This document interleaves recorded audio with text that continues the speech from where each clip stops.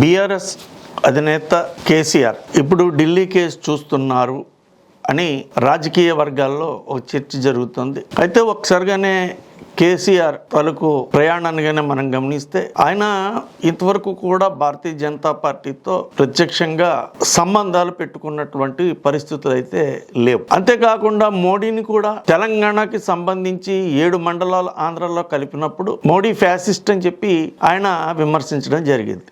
ఇంకా ఒకానొక సందర్భంలో Bharatiya Janata party core ideology అయినటువంటి హిందుత్వాన్ని ఉద్దేశించి బీజేపీ వాళ్ళు హిందూగాళ్ళు బొందుగాళ్ళు అని కూడా ఆయన అనడం జరిగింది.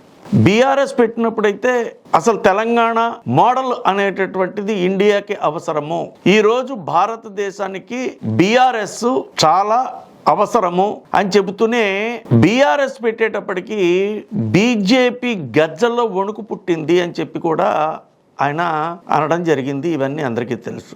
బీఆర్ఎస్ని విస్తృతపరచడంలో భాగంగా ఆయన వివిధ రాష్ట్రాల్లోకి వెళ్ళారు. రైతులకి ఆయన డైరెక్ట్గా క్యాష్ కూడా పంచడం జరిగింది. అలాగనే మహారాష్ట్ర, ఆంధ్రప్రదేశ్ తదితర కొన్ని రాష్ట్రాల్లో ఆయన బీఆర్ఎస్ కమిటీలు కూడా వేయడం జరిగింది.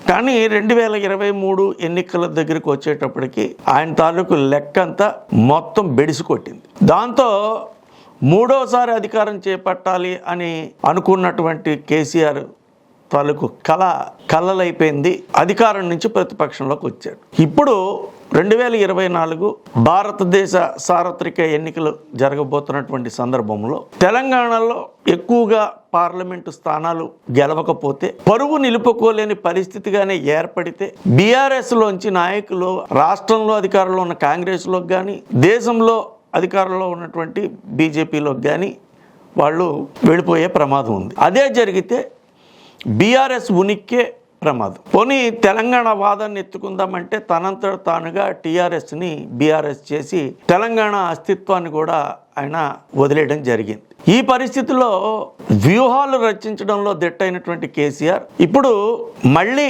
నరేంద్ర మోడీ ప్రధానమంత్రిగా మూడోసారి కూడా గెలవబోతున్నారు అనేటటువంటి సర్వేలు, అలాగే అంచనాలు, రాజకీయ విశ్లేషణలు జరుగుతున్నటువంటి ఈ సందర్భంలో ఆయన ఢిల్లీ వెళ్ళి బీజేపీతో ఒప్పందం చేసుకుని బీజేపీ అలయన్స్తో, అంటే అది డైరెక్ట్ అలయన్స్ అయినా ఉండొచ్చు లేదా ఫ్రెండ్లీ కంటెస్ట్, అంటే బీజేపీకి గట్టి అభ్యర్థి ఉన్న చోట వీళ్ళు ఒక సామాన్యమైన అభ్యర్థిని పెట్టడానికి, అలాగనే బీఆర్ఎస్ స్ట్రాంగ్ క్యాండిడేట్ ఉంటే అక్కడ బీజేపీ ఒక సామాన్యమైన అభ్యర్థి పెట్టడానికి, ఇలాగ పరస్పరం ఒకరికొకరు సహకరించుకుంటూ కాంగ్రెస్ పార్టీని దెబ్బ కొట్టాలి అనేటటువంటి ఆలోచన చేస్తున్నట్లుగా రాజకీయ వర్గాలు అయితే చెప్తున్నాయి. ఇది మీడియాలో కూడా ఈ వార్త బాగా సర్క్యులేట్ అవుతుంది. అయితే కేసీఆర్ ఢిల్లీ వెళ్తాడా అంటే ఇందులో కేసీఆర్కి లాభం ఎంత, బీజేపీకి లాభం ఎంత అంటే బీజేపీకి పెద్దగా ఏమీ దీనివల్ల లాభం చేకూరే పరిస్థితులు అయితే కనిపించడం లేదు. కానీ కేసీఆర్కి మాత్రం